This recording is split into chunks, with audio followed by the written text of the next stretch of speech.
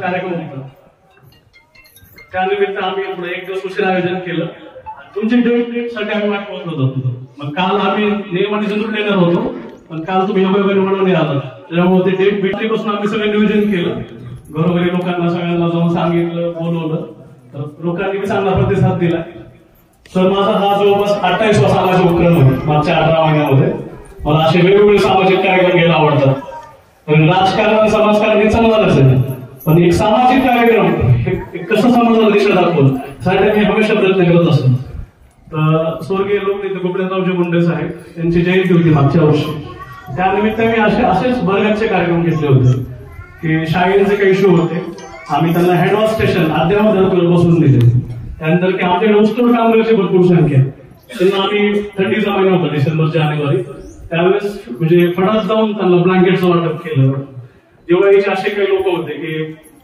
असं बाहेर राज्यात नाही तर आमचे एमपीवर लेबर आले होते त्यांना दिवाळी माहीत नव्हती तरी आम्ही त्यांना फडात जाऊन फराळ वाटप केला अशा भरपूर गोष्टी काय केल्या आम्ही आणि रिसेंटली सर असं झालं सांगायचा मुद्दा असा आहे 10 तारखेला आम्ही मुख्यमंत्री माझी लाडकी बहीण योजनेचा कॅम्प घेतला ह्याच जागा घेतला आणि ज्यावेळेस तर 1 जुलैला योजना जाहीर झाली त्यावेळेस कडुवेल तालुक्यात पहिली बैठक आम्ही घेतली होती ह्या सभामंडपमध्ये घेतली होती की म्हणजे सरकारची किती महत्वपूर्ण योजना आहे त्याबद्दल आम्ही सगळ्यांना सांगितलं आणि लोकांचा इतका उत्स्फूर्त प्रतिसाद त्याला मिळाला आम्ही कॅम्प घेतला कॅम्पपूर्वी फक्त 21 फॉर्म जमा झाले होते आम्हाला 1.5 महिन्यामध्ये आम्ही 10 रोजचा कॅम्प घेतला आणि 2 दिवसांमध्ये आम्ही 48 घंट्यात 105 जणांचे फॉर्म ऑनलाईन ऑफलाईन करून अपलोड केले त्याच्यातल्या 30% लोकांना काल पैसे पडले सरकार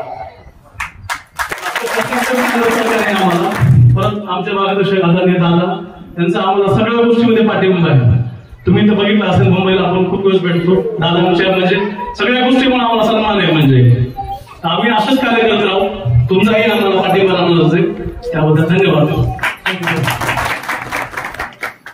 आज या ठिकाणी या अग्नीचा झपाट्यानं एक उपेक्षित जागेवर म्हणजे पुनर्वसन झालेलं असताना सुद्धा या गावाचा अगदी झपाट्याने विकास व्हायला लागला आणि मला वाटतं काही दिवसामध्ये हे गाव निश्चितच जिल्ह्यात विकासाच्या बाबतीत पहिल्या क्रमांकावर राहील आजचा हा उपक्रम आहे की आयुष्यमान वाटप अतिशय महत्वाचा असा हा विषय अनेक लोकांना माहीतच नव्हतं की आपण आयुष्यमान योजना काय आणि मग आजारी पडल्यापासून काढल्यानंतर आपल्याला यावर किती मदत मिळते मोफत किती आपल्याला निधी मिळतो ते कुणालाच माहीत नाही परंतु मयूर भयानं अतिशय महत्वाचा हा उपक्रम हाती घेतल्याने आज आयुष्यमान कार्डाचं या ठिकाणी वाटप आहे जेणेकरून या कार्डावर जे सुंदर आजार आहे त्याला 5 लाखाची वाटतं किती 5 लाखाची मदत मिळणार आहे म्हणजे 5 लाख आपल्याला त्या आजारासाठी मिळणार आहे या विषयातून अशा प्रकारचा महत्वाचा उपक्रम या ठिकाणी आज होतोय त्याचा मला अतिशय मनापासून आनंद आहे आणि विशेष करून या कार्यक्रम या कार्ड वाटपाच्या कार्यक्रमाला आपले राज्याचे देवदूत श्री शेट्टी साहेब या ठिकाणी उपस्थित आहेत त्यांच्या वाढदिवसानिमित्तानं हा कार्यक्रम होता परंतु त्यांना काल वेळ मिळाला नाही कारण तालुक्यात मोठ्या प्रमाणात त्यांचे कार्यक्रमाचे मतदारसंघ आणि म्हणून आज तो कार्यक्रम ठेवलेला आहे मी त्यांचं मनापासून आभार मानतो की या काही छोट्याशा कार्यक्रमासाठी या गावाला छोट्याशा गावाला तुम्ही उपस्थिती दिली त्यामुळे मनापासून आभार मानतो तुम्हाला धन्यवाद देतो आणि माझ्या 2 शब्द जर सांगायचं म्हणजे भगिनी तर खूप आहेत तुम्हाला खरं सांगू आपली पात्रता जर तपासायची असेल ना तुमची आमच्या मी सध्या तपासली माझी शाळेत पहिल्या वर्गाला जर मुलगा जात असेल ना फक्त बाई नसताना सकाळपासून त्याच्या ज्या विधी काम लागतात त्या सगळ्या फक्त 1 दिवस तुम्ही करून दाखवा खरे नवरे तुम्हीच शक्य नाही काय फक्त त्याच्यासाठीच महत्व आहे त्यांची सहनशीलता नवऱ्याच्या असलेल्या व्यसनापासून सगळं सांभाळून समाजामध्ये कुंकू जपण्यासाठी केलेल्या त्या वड्याला मारलेल्या फेऱ्या ही फक्त महाराष्ट्राची हीच माणसं करू शकते. त्याच्यामुळे त्या भाग्यवान तुम्ही आम्ही ती महाराष्ट्राचा इतिहास आणि संस्कृती खूप चांगल्या पद्धतीने सांभाळतायत. लक्षात घ्या, मला फार आनंद वाटला दादा. खास आनंद कशात वाटला, ही जे पटकेन ही लास्ट व्हिडिओ ही माणसं एवढे प्रामाणिक असतात ना, तुम्ही ह्याच्यातला एकही माणूस असा कपटी दाखवा. त्यांनी जेवढं वजन घातलेलं असतं ना, किती त्यांच्या पाठीशी अनुभव असतात, ते अगदी आपल्या कुटुंबाच्या पुढं का असणार परंतु खूप प्रामाणिक असतात. त्यांच्या बोलण्यातून त्यांची भाषा मोडकी असेल, त्यांच्या भाषेमध्ये जो भाव असतो तो इतका मोठा असतो. किसानचा वर्ग आहे काय हा, त्याच्या पाठीमागचा जो भाव असतो ती आपुलकी असते. लक्षात घ्या. आणि ही शेवटची पिढी, त्याच्यानंतर जी मधली पिढी दिसते ही टोप्यावर.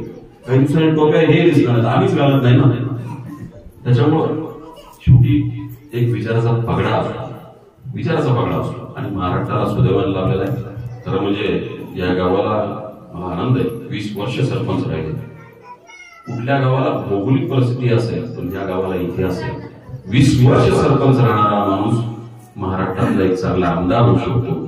हा वटवृक्ष तुमच्या ह्याच्यामध्ये, या वटवृक्षाच्या सावलीखाली, कारण काय असतं माणसं मातीत गेल्याच्या नंतर आम्ही किंमत करतो. हा महाराष्ट्राला लागलेला शाप आहे. एवढा मोठा माणूस आपल्या गावचा 20 वर्ष प्रतिनिधी होता. आपल्या गावचं नाव रोशन. दादा तुमचं हल्ली कधीच कमी झालं नाही. इतक्या निवडणुका आल्या, सन्मानाने सगळेजण लोक तुमच्याकडे येतात. त्याचं कारण आहे भगवानराव गांधीजींची माझी एक सातत्याने चर्चा चालू असते. आम्ही ज्यावेळेस एकांतात बसतो त्यावेळेस प्रामाणिक विचार करतो. ते म्हणतो आणि आम्ही म्हणतो की काही गोष्टीमध्ये माझं चुकलं तर ते मला सांगतात. त्यांचं काय असेल तर मी सांगतो. संयम त्या माणसापासून शिकतो. ताकद असताना गैरवापर नाही करायचा आणि दुर्बल लोकांपुढे सगळ्या स्वतःची थोडीशी पाठीमागे चालायचं. हा त्यांचा ते म्हणते आपण फार मोठे आज सांगतो. ज्या वेळेस आमचं हे होतं त्यावेळेस एक मत येतं आमचं. या डोंगर पट्ट्यामध्ये केशवदादा आघाडीची जेवढी विश्वासार्हता आहे, पैसा किती कोणाला माहित नाही, कोणाकडे किती स्टेट आहे, कोणाकडे किती कारखाने केले, पण केशवदादा आघाडीची इतकी विश्वासार्हता कुठंच नाही. हा माणूस त्यांच्याकडे, तो माणूस सोन नाही. दादा तुम्ही बरीच आहात, असाच आशीर्वाद माझ्या पाठीशी ठेवा. एवढ्याच मी आपल्याला मागणी मागतो. थांबतो. जय हिंद, जय महाराष्ट्र.